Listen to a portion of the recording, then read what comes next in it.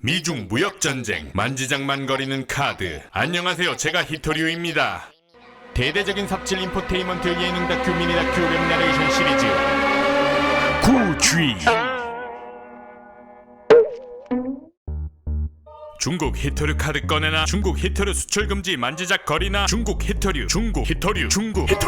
겐. 그래서 한번 알아보았다. 히토류는 간단히 희귀한 흙, 희귀한 광물, 희귀한 원소라는 의미로 받아들이면 되며, 원소 17종류를 총칭하는 말로 스칸디움, 이트늄, 란타넘 등 들어도 몰라. 하지만 어쨌든 이 히토류는 희귀하지만 열을 잘 전도하는 매우 안정적인 물질로 우리 일생활에 자주 쓰이는 휴대전화, 태블릿 PC, LED뿐만 아니라 태양광 발전, 풍력 발전, 그리고 전기 자동차 등에도 쓰이는 아주 유용한 물건이로세. 그만큼 히토류를 사용하고 원하는 기업과 국가들에게는 히토류 가격과 수출입에 대해 민감할 수밖에 없는데, 중국은 이 히토류 매장량과 연간 생산량이 지구상에서 단연코 1위이다. 약 4천만에서 5천만 톤을 보유 중으로 알려져 있으며, 미확인 매장량만 약 1억 톤 정도로 추정되기도 한다. 한국, 일본은 물론 미국도 이 히토류를 수입하고 있는데 약 90% 이상의 물량을 중국에서 수입하고 있으며, 그렇기 때문에 미중 무역 전쟁에서 트럼프가 관세 폭탄을 드랍하자 중국은 이 히토류 카드를 만지작거리고 있다는 썰이 여기저기서 나오고 있는 것이다. 실제로 시진핑은 최근 미중 무역 협상 담당자인 류허 부총리를 데리고 중국 장시성 히토류 관련 기업을 방문하며 기자들을 대동, 트럼프에게 암묵적이지만 대놓고 메시지를 보낸 것으로 해석되지만, 정작 중국은 한 발 물러서 그런 거는 아니야 를 시전했지만, 누가 봐도 이건 히토류 카드를 만지작거리는 행위로 인지되고 있다. 간단히 얘기하면 미중 무역 전쟁에서 쌍방 관세 폭탄을 드랍하는데 중국이 조금 밀리는 느낌이 들자 마지막 보루인 히토류 카드를 만지작거리고 있는 것. 근데 중요한 건 히토류 카드의 유무가 아닌 왜 만지작거리고만 있는 것일까? 중국은 실제로 일본과 센카쿠 열도 영유권 분쟁을 벌일 때 일본에게 히토류 수출을 조절하여 사흘 만에 양보를 받아낸 전례가 있는 만큼 이 히토류 카드는 분명하고 확실해 보이는데 왜 미국에게는 만지작거리고만 있는 것일까?